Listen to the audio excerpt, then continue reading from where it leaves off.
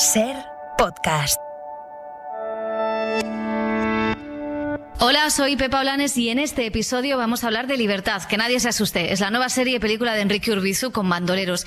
Llegan a cines y a plataformas las nominadas a los Oscar, Nomadland, La Gran Favorita, y Judas y el Mesías Negro, la película Revelación. Y ojo que también tenemos cine kinky y Los Chunguitos con el 40 aniversario de Deprisa, Deprisa. ¡Acción!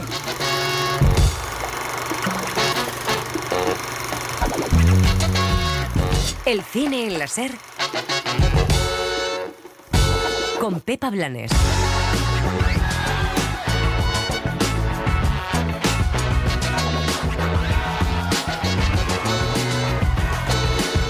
Urbizu desafía los formatos estrenando Libertad en película y en serie. Un relato sobre la violencia, la libertad y los bandoleros del siglo XIX con Bebe como la llanera. Yo cada vez que me subía ahí con la soga al cuello pensaba que te perdía y eso es lo que más me dolía. Eso ya se ha acabado. 4 días, madre. Nomadland continúa su camino al Oscar y llega a los cines el retrato poético de las consecuencias de la crisis con los nómadas americanos liderados por Frances McDormand. Tú eres una de esas afortunadas que puede viajar a donde quiera. Sí, señora, ya lo sé. Y a veces os llaman nómadas. Y llega también su competidora en los Oscar, Judas y el Mesías Negro, el thriller que nos cuenta cómo el FBI paró el auge de los Panteras Negras, asesinando a su líder, al que interpreta Daniel Kaluuya. People are rebelling because of conditions and not because of individuals. No individual creates a rebellion. It's created out of the conditions. Celebramos también la vuelta de los blockbusters a los cines. Tony Jerry, Godzilla vs. Kong, la mezcla de los dos criaturas con Millie Bobby Brown. Necesitamos a Kong. El mundo lo necesita para evitar lo que se nos viene encima. En cine clásico hablamos de Deprisa, Deprisa, la película de Carlos Saura que cumple 40 años. ¡Paren, por favor! ¡Esos golfos me están robando el coche! ¡Ayúdenme! Vamos, Meca, dale caña. Deprisa, deprisa. Y repasamos los últimos estrenos en televisión como La Templanza o Besos al aire, dos series que firman Teles en abierto pero que distribuyen las plataformas y que comparten actriz Leonor Watling. La viña de La Templanza llevan años sin producir. Pero aquí seguimos recibiendo nuestros vinos. Eduardo y sus socios os siguen importando. Viejas oreras.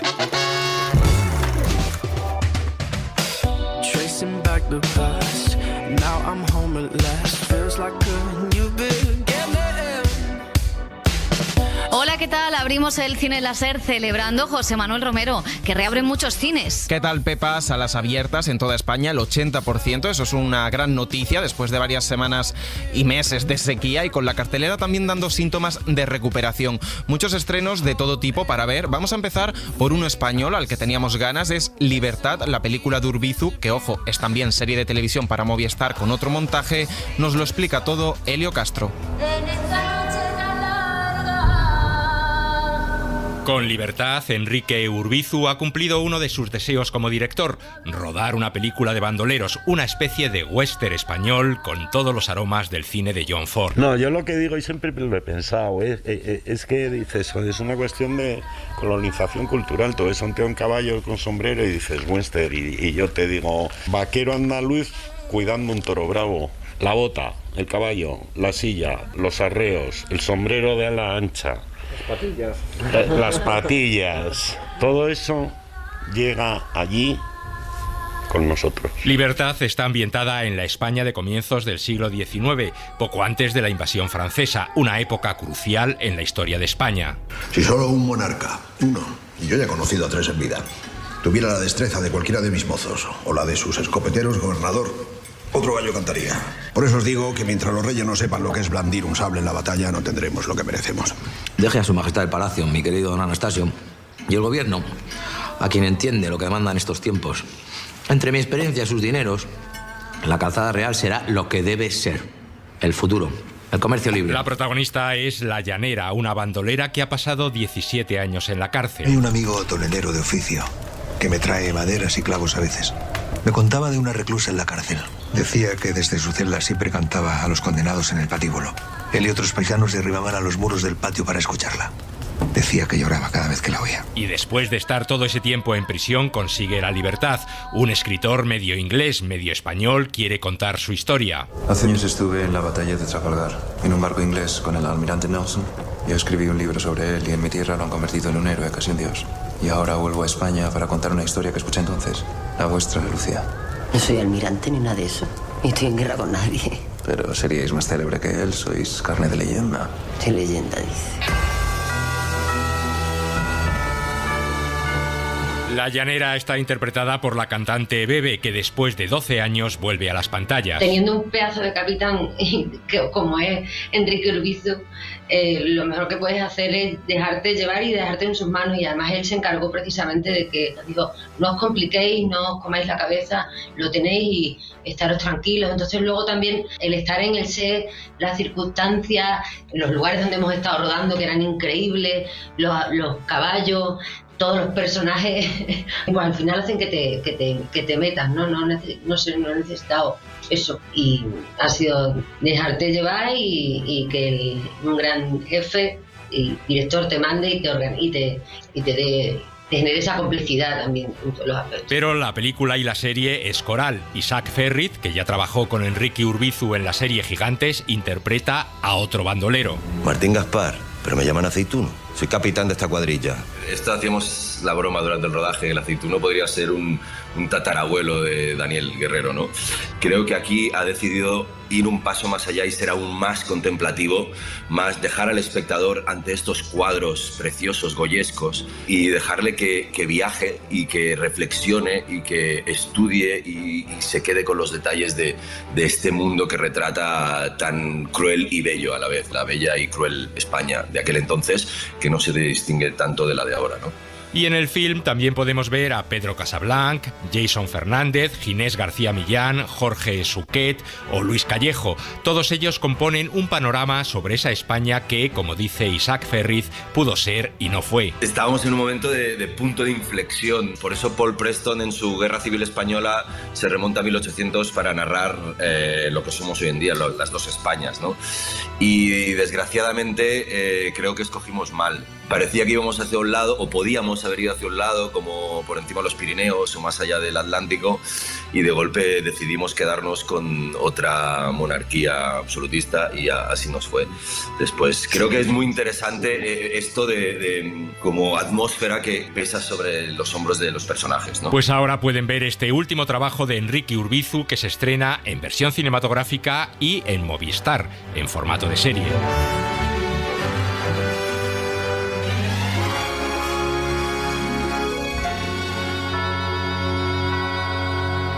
Y los cines acogen también las películas de los Oscar, esas que siempre hacen las delicias de los cinéfilos. Es el caso de Nomadland, de Chloe Zhao, que todo apunta a que será la gran vencedora. Frances McDormand es la actriz protagonista que recorre en caravana la América interior. Tras la crisis de 2008, decenas de miles de estadounidenses se vieron arruinados y sin poder pagar sus hipotecas o alquileres. Después de vidas enteras encadenando trabajos con salarios bajos y sin posibilidad de jubilación o sanidad pública. Mi madre dice que no tienes dónde vivir, ¿es verdad? No, sí que tengo dónde vivir. Lo que no tengo es una casa. No te preocupes por mí, estoy bien. La vida nómada se presentó ante ellos como la única salida, trabajando a pesar de estar jubilados en muchos casos, en trabajos temporales, limpiando campings, en la campaña de Navidad de Amazon. Ese es el retrato del ensayo periodístico de Jessica Bruder, que cayó en manos de la doble oscarizada actriz Frances McDormand. El proyecto empezó con el libro Nomadland de Jessica Bruder, que es un ensayo periodístico sobre este movimiento. Un amigo mío, que también produce la película, me lo envió, lo leí y dije, ¿por qué no adaptarlo? Justo en ese momento había visto The Rider, me encantó, quise conocer a Chloe Zhao, reunirme con ella y proponerle esto. Y ocurrió. Hemos hecho una película sobre las diferencias económicas en nuestro país. Y así ha sido como esta dupla ha firmado una de las películas del año. Ganadora en Venecia y en los Globos de Oro, Chloe Zhao bebe del cine poético de Denuncia, de las uvas de la ira y los desheredados de Steinbeck y Huston, pero también de la mística del western, con un homenaje final a Centauros del Desierto. Su poesía visual da un paso más a lo que hemos visto en sus dos anteriores películas, donde también retrataba los límites de una clase social en la América actual, como veíamos en The Rider. Nada de montar, nada de rodeos. Si no paras, las crisis irán a peor. En Nomadland se apoya en el desierto, en los paisajes solitarios, áridos e inhóspitos de una América desesperada. Y frente al paisaje, el rostro de una mujer vapuleada por la crisis, por su despido y por la dificultad para volver a su edad a un mercado laboral que ha cambiado. Mi marido trabajaba en la mina de USG en Empire y yo trabajé en recursos humanos unos años. Ahora mismo la cosa está difícil. Tal vez debería plantearse la jubilación anticipada. Necesito trabajar. Me gusta trabajar. En la novela de Steinbeck, un temporero se queja de la miseria que cobra. Tómelo o déjelo, hay 200 hombres que lo aceptarán. Y también he estado pensando en nosotros, en nuestra gente que vive como los cerdos, teniendo bajo sus pies una tierra tan rica, que no tienen para comer porque se les niega un trabajo al que tienen derecho. He estado pensando en qué pasaría si nos pusiéramos todos a gritar. Y de alguna manera Nomadland refleja que generación tras generación pocos en Estados Unidos han rebatido eso. El personaje de McDormand está inventado junto al del actor David Strathairn, pero el resto de los nómadas se interpretan a sí mismos. Añadieron sus historias al guión de Zhao. Ninguno de ellos combate al sistema con palabras. Yo lo que le recomendaría sería que cogiera ese dinero y lo invirtiera en un vehículo diferente. No puedo hacer eso. No puedo hacerlo porque, verá, bueno, he invertido mucho tiempo y dinero en acondicionarla por dentro. Mucha gente no comprende el valor de eso, pero no es algo que, en fin... Rechazan, eso sí, un modo de vida consumista. Lo rechazan porque no tienen más remedio en algunos casos. En otros es porque quieren hacerlo. Nomadland denuncia muchas atrocidades del capitalismo en uno de los países más ricos del mundo y lo hace de manera excesivamente sutil. No hemos intentado hacer un discurso político con la película. Creo que es más, te contamos cómo es vivir en esta comunidad que ha tomado decisiones muy difíciles en su vida y Chloe cuenta su historia. El rodaje se aproximó todo lo posible a esa vida nómada que siguen, como contaba la directora, que ya prepara su debut a lo grande en el blockbuster de Disney. Descubrimos sus vidas y sus historias hablando y viajando con ellas. Muchos se sorprendían de que nos interesáramos por ellos y por sus historias, porque creían que no eran nadie. Nos interesaba mirar a esas mujeres mayores que dejan sus casas, sus vidas, su modo de vida tradicional, que cambian de mentalidad y se convierten en autosuficientes. Nomadland quiere ser un retrato luminoso y esperanzador de los perdedores del sistema frente a la crudeza de las uvas de la ira. La película se entiende mejor en esa ética protestante sumada al sueño americano. Uno llega a ser lo que son sus obras. Una de las cosas que más me gusta de esta vida es que no hay un adiós definitivo. Simplemente digo, nos vemos en el camino. Y nos vemos. De modo que Zhao no culpa al sistema, ni a los bancos, ni a las empresas que precarizan a los jubilados, ni a las familias que abandonan a los mayores. Solo ofrece otra vida posible. Sí hay, sin embargo, un elemento emancipador y esperanzador en lo que cuenta, que la comunidad es necesaria para salir adelante. Un primer paso. Y la otra nominada al Oscar llega a plataformas, es Judas y el Mesías Negro. Un thriller que cuenta la historia, o más bien el final, de Fred Hampton, activista y líder de los Panteras Negras. Fue reducido por el FBI en una operación para evitar el auge del movimiento negro y del comunismo en Estados Unidos. Tiene 6 nominaciones, entre ellas la de Mejor Película a los Oscar. Es la primera con todos sus productores afroamericanos. Revolution is the only solution. Revolution is the only solution. Revolution is the only solution. La guerra sucia del Estado contra los movimientos de contestación social alcanzó su cenit en Estados Unidos en 1968. Por un lado, los disturbios en la Convención Demócrata que retrata Aaron Sorkin en el juicio de los 7 de Chicago, y de otro, la persecución del Partido de las Panteras Negras, que ahora lleva a pantalla la película Judas y el Mesías Negro. The Black Panthers are the single greatest threat to our national security, more than the Chinese, even more than the Russians. Ambos casos escenificaron los abusos policiales, el racismo institucionalizado y los operativos de contrainteligencia para aplastar la disidencia. Todo además en el contexto de la guerra contra el comunismo, la guerra de Vietnam y tras los asesinatos de Malcolm X y Martin Luther King. En esa época y con solo 21 años, Fred Hampton lideraba la organización de autodefensa negra. People are rebelling because of conditions and not because of individuals. No individual creates a rebellion. Una figura cuyo ideario político bebía de Mao o el Che Guevara. War is politics with bloodshed, and politics is war without bloodshed. Y cuya lucha era transversal, una lucha socialista y revolucionaria contra el capitalismo más allá de la raza. No matter what color he is, black, white, brown, red, don't matter. Because the capitalist has one goal, and that is to exploit the people. El actor Daniel Kaluuya, conocido por sus trabajos en Déjame salir y Black Panther, la de Marvel, rescata con pasión y una portentosa interpretación la historia de este joven y su dimensión política antes de ser asesinado por la policía mientras dormía. The power of loving yourself and loving the people that look like you and loving your own community. El poder de amarte a ti mismo, de amar a la gente que es como tú, el poder de amar a tu comunidad. Eso todavía resuena en mí. Fred Hampton tenía una revolución interna. Él era libre con su mente, su espíritu y su alma. Y daba herramientas a la gente para ser libres consigo mismos, con la educación, con la comida. Los ponía en un lugar para promover una liberación, tanto interna como también a través de la comunidad y la unión.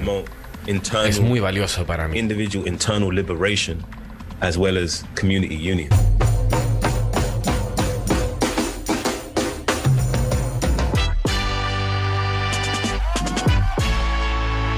Inspirada en hechos reales, la cinta huye del biopic clásico de Hollywood para adentrarse en el thriller usando dos arquetipos religiosos, el de Mesías Negro y el de Judas, el traidor que actuaba de informante para el FBI. You're looking at 18 months for the stolen car and 5 years for impersonating a federal officer. Or you can go home. La Keith Stanfield da vida a este topo que conmutaba su pena por los servicios de espionaje. El planteamiento da vigor a la historia con una permanente tensión y refuerza el excelente trabajo de ambientación y fotografía en una película que bebe a su vez del cine político y de gángster de los 70, como admite su director Saka King. Let's set the table. Let me tap your shoulder and let you know this thing happened in these broad strokes. Se trata de poner el tema sobre la mesa. Deja que te coja del hombro y te haga saber que esto sucedió a grandes rasgos, usando arquetipos que entiendes como persona que ha escuchado historias toda su vida. Pero no te voy a bombardear con detalles y el meollo de la cuestión. Con suerte, si te inspira, hará que te intereses por tu cuenta.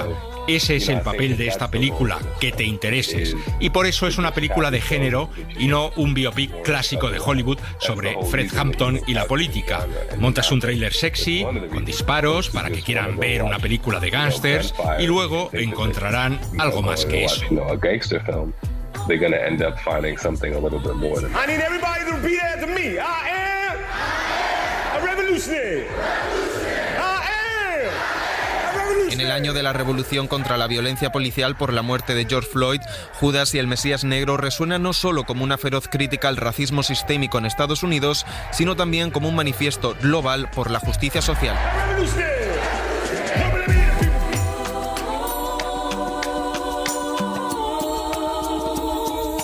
Y los que tengan ganas de ver ya un blockbuster en pantalla grande tienen 3 para elegir. Monster Hunt, de Paul Wes Anderson, con Mila Jovovich, una de animación, Tom y Jerry, y Godzilla vs. Kong, una de las apuestas de Warner que junta a 2 criaturas potentes del cine con actores como Alexander Skarsgård, Rebecca Hall y Millie Bobby Brown. Nos lo cuenta Esther Valverde. Roaring defiance to the only enemy on earth strong enough to challenge him. The unconquerable King Kong. La última vez que vimos a 2 titanes como Godzilla y King Kong enfrentándose fue en 1962, en una película dirigida por el japonés Ishiro Honda. Por aquel entonces tuvieron que servirse de maquetas para recrear las ciudades y de actores para meterse literalmente bajo la piel de ambos protagonistas. Fue una batalla que dio como ganador al simio y ahora, casi 60 años después, se vuelven a enfrentar. Necesitamos a Kong. El mundo lo necesita para evitar lo que se nos viene encima. Y esa niña es la única con la que se va a comunicar. Sabía que tenían un vínculo. No tenía a dónde ir, así que prometí protegerla. Creo que, en cierto modo, Kong hizo lo mismo. Adam Wingard dirige esta consagración del Monsterverse después de años en los que hemos visto películas dedicadas a cada una de las bestias por separado. El estadounidense nos ofrece 2 grandes enfrentamientos entre ambos, mientras conocemos de forma paralela las historias que siguen tanto a Godzilla como a Kong. I mean, I suppose that there are Supongo que están las típicas similitudes en los mundos de Godzilla y Kong, que son humanos intentando controlar, gestionar o de algún modo organizar estas enormes criaturas que son autónomas por derecho propio y que no van a escuchar a la gente. Y supongo que en ambos mundos está la sensación de que ellos son el evento principal y el mundo humano está realmente como apartado a un lado. Creo que eso es igual en ambas historias y creo que finalmente está la sensación de que esto va sobre una guerra, una competición y por tanto sobre poder, pero creo que al final las líneas argumentales se mueven juntas y termina siendo una historia sobre compasión y sobre escuchar a la gente, lo que está bien. Escuchábamos a Rebecca Hall, la actriz británica cuyo personaje se embarca en una aventura junto a Alexander Skarsgård para proteger al simio que un día escaló el Empire State. Siguiendo un poco el mismo objetivo de protección, Millie Bobby Brown es quien hace lo propio por Godzilla, después de que en 2019 ya protagonizase el film Godzilla King of the Monsters. Creo que si mi personaje perdiera la fe en Godzilla, estaría haciéndole un flaco favor a su madre. Y creo que ella tiene la sensación de querer mantener el espíritu y la fe de su madre vivos. Así que está haciendo todo lo que su madre siempre había querido hacer, que era proteger a los titanes. Creo que cuando Godzilla está en su hábitat, cuando está en el océano, es cuando se siente más seguro. Es una historia que no solo enfrenta a ambas criaturas, sino que enfrenta el uso de la tecnología contra la importancia de los orígenes. Esta vez con unos efectos que distan mucho de aquellos existentes en los años 60 y que ofrecen a los fans una batalla que les será difícil de olvidar. Y es que aunque estamos acostumbrados a que estas películas tengan una gran calidad técnica, los visuales y sonidos que ha creado el equipo liderado por Wingard consiguen sorprender igual. Tal y como señala el actor Julian Dennison, juntar todos esos elementos no tuvo que ser fácil. Creo que lo que más me gusta es la unión de las diferentes historias. Es como una montaña rusa, hay muchas partes diferentes, muchas piezas y discusiones. Así que supongo que hacia el final de la película vi el resultado y pensé, han hecho un gran trabajo al juntarlo todo, porque es una película muy caótica, no tanto por la trama sino por lo que va sucediendo. Hay muchos monstruos, hay muchos humanos, hay mucho derrumbamiento de edificios y montañas gigantes, así que sí, esa ha sido mi parte favorita de la película, ver cómo conseguían juntarlo todo. Llega así la consagración del Monsterverse, un universo que comenzó en 2014 con Godzilla y que hoy llega a su clímax, trayendo de vuelta a los dos titanes más famosos de la ficción. En cine clásico se cumplen 40 años del estreno de Deprisa, deprisa, la película de Carlos Saura que ganó el Oso de Oro en el Festival de Berlín y está considerada la mejor cinta de aquello que se llamó el cine kinky. Nos la recuerda Antonio Martínez. ¡Esto es un atraco! ¡Que no se mueva nadie! A finales de los años 70 en España se vivía una época de gran inseguridad ciudadana. La delincuencia juvenil se había convertido en una preocupación de primer orden. Al rebufo de esta situación nació un subgénero cinematográfico conocido con el nombre de cine kinky. Directores como José Antonio de la Loma o Eloy de la Iglesia contaban en estas películas las peripecias del vaquilla, el torete o el jaro, jóvenes marginales que habían hecho de la delincuencia su forma de vida. ¡Habla la policía! ¡Está completamente rodeado! ¡No puedes escapar por ningún sitio!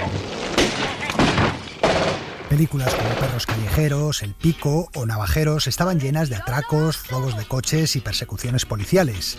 El mundo de la droga era otro de los temas habituales. ¿Queréis una raya? Vale. Sí. Déjame la cartera. ¿Tú quieres, Ángela?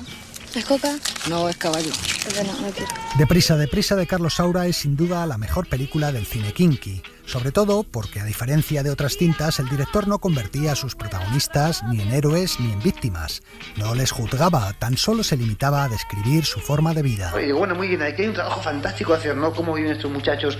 ¿Qué hacen? ¿Cuáles son sus familiares? ¿Por qué se marginan? Pero eso me parece a mí que es otra cosa, ¿entiendes? De que la película nace en un punto y muere en un punto y los antecedentes y los consiguientes, por decirlo así, a mí me sobraban, ¿no?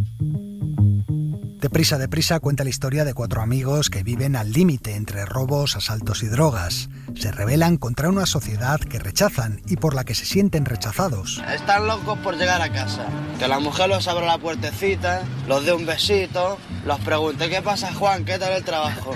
Luego le enciende la tele, llegan los niños y ya está el lío armado. Se lía bofetas con el niño. Vamos, yo los mataba. Yo te juro que los mataba. Saura sorprendió a todos los que se habían acostumbrado a su cine, cargado de metáforas, con una película muy directa que casi parece un documental. Durante meses visitó los barrios de la periferia de Madrid buscando a sus protagonistas, ya que no quería que fueran actores profesionales. Al final los encontró en el barrio de Villaverde Alto. Han ido haciendo pruebas a todo el barrio, ¿no? Villaverde, y no sé si habrán ido por más barrios. Y al final se han quedado con nosotros, con los 4. El que hablaba así era José Antonio Valdelomar, un joven fichado por la policía como delincuente habitual. Y es que los protagonistas no hacían otra cosa que interpretar sus propias vidas. Y un elemento decisivo en ese ambiente realista que tiene Deprisa, Deprisa es también su banda sonora.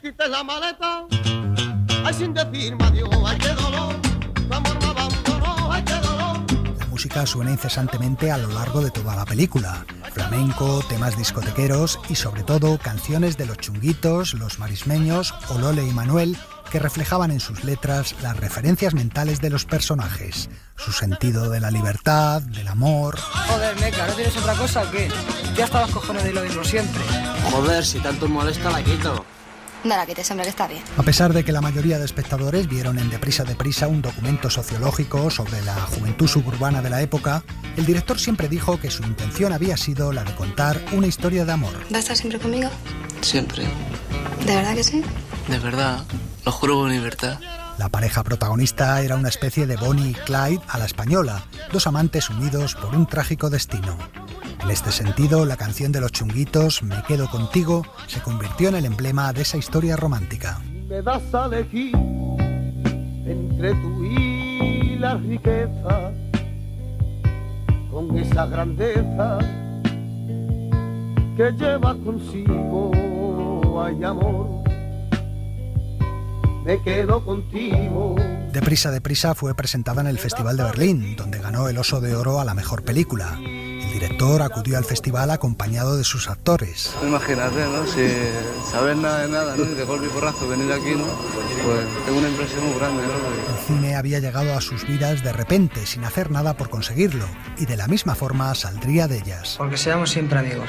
Siempre amigos. Para que estemos siempre juntos.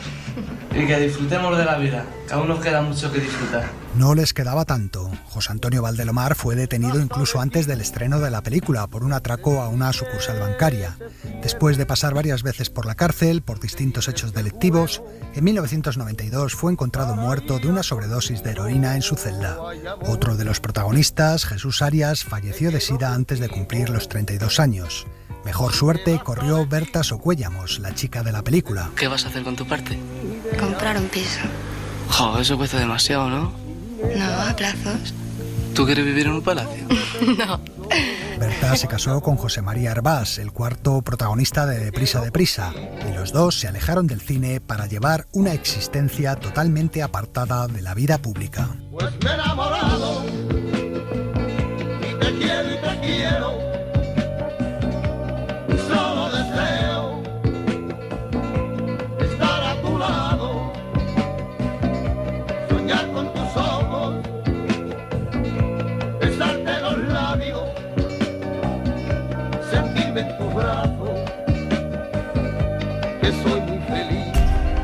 Hablamos también de estrenos de televisión. Dani Garrán, ¿qué tal? Hola, Pepa. Ha llegado una buena tanda de series españolas y hay una actriz que está en dos de ellas. Es la semana Leonor Walding. Sí, vaya días de promo lleva Leonor. Es la protagonista de La Templanza, la nueva serie de Amazon Prime Video, basada en uno de los bestsellers de la escritora María Dueñas, y de cuyo elenco forman parte Rafael Novoa, Emilio Gutiérrez Cava y Juana Acosta. Más de 200 extras y una ambientación y vestuario impecables para una historia con muchos idiomas y acentos para reproducir cada uno de los lugares que muestra. Para mí fue muy rico poder trabajar esa parte de estar completamente integrada en Inglaterra, no tener acento.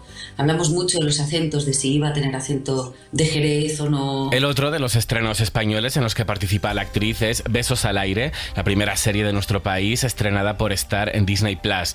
En 2 capítulos, la ficción pone el foco en la pandemia, en los días más duros del confinamiento, para representar 8 historias de amor entre sus protagonistas. Aitor Gabilondo está detrás de esta visión amable de lo que hemos vivido, y entre los protagonistas, además de Leonor, nos encontramos a Loreto Mauleón o Paco León, que interpreta interpreta a un auxiliar de enfermería volcado con los enfermos. No era un trabajo de interpretación, sino era un homenaje de verdad. También recomendamos una comedia que ha llegado esta semana a Filmin. This Country es una serie británica que muestra la vida de dos primos en un pequeño pueblo de la Inglaterra rural. Sus 3 temporadas están rodadas como falso documental y sus creadores se han basado en sus propias historias para describir ese Reino Unido profundo que votó al Brexit sin saber muy bien lo que era.